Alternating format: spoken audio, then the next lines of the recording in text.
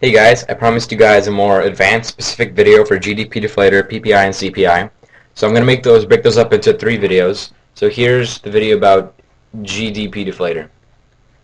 First of all, I want to talk about something I didn't talk about in the last video, and that's GDP per capita. GDP per capita measures the standard of living, and it's the amount of money, the amount of the GDP generated per person, per person in that country. So how do you calculate GDP per capita? It's pretty simple. GDP by population. So that calculates the amount of GDP one individual makes in a certain country. And the problem that's going on with this right now is, take a look at this. The United States, let's say their GDP per capita is 42,500, which is somewhere around that, while China's would be something like 4,200. Why? China's GDP is much greater than the United States GDP. However, take a look at this.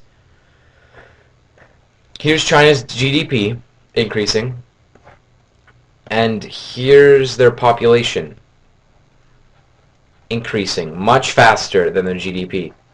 So when the population is increasing faster than GDP, the GDP per capita decreases because population is increasing faster than GDP. So the standard of living in China, according to the GDP per capita, is decreasing. Standard of living decreasing. So that's the GDP per capita. So let's move on again and talk about the GDP deflator. Now remember I said this was the broadest indicator of inflation.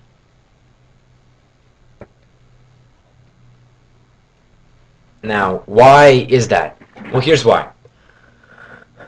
As I said in the last video, GDP is equal to C plus I plus G plus net exports. Consumption plus investment plus government spending plus net exports. So this measures basically the total GDP for an entire country for all goods and services produced, all final goods and services produced. So when we're measuring the change in GDP, we're measuring for the entire country for every good and service. So that's very broad. You can't get broader than that unless you try and stumble in all the GDPs of the world. So let's calculate that. This is the formula for GDP deflator. This, by the way, that's just going to give you the percentage, because nominal over real is going to give you some decimal. So that gives you the percentage by multiplying it by 100. Okay, here's an example.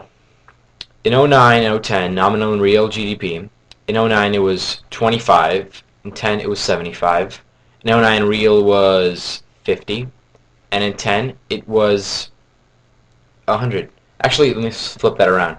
Let's make this 100 and this 50. Alright? So, let me erase this formula here. Hopefully we remember that. Okay. So, the GDP deflator for 09. Nominal 25 over real 100 times 100.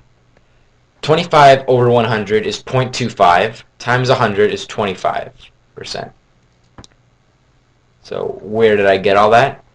25, 25, and 100, 100. Cool? Cool. Alright, so now let's do the GDP deflator for 10. Nominal 75 over the real, which is 50, times 100. 75 divided by 50, the increase was 50%. Okay, so did I get that right? 75, 50, 50. Yeah, 50%. So this GDP deflator from 09 to 10 increased by 25%. So prices increased 25%. Now how do we get that? Well, look at this. The output decreased by 50, but the prices increased by 50. So we made less. Our economy is worse off when we make less. We made less, but our prices increased. That's terrible. Not only do we make less, and that means there's less jobs available, less workers, higher unemployment, our prices are now higher because of inflation. So we measured the inflation with the GDP deflator, and it came out to be this 25% here. Let me get the highlighter out. This 25% here. So that's how we measure inflation with the GDP deflator. And that's pretty much all you need to know about the GDP deflator. Usually you might see 1 or 2 questions, 3 questions on the AP exam about this.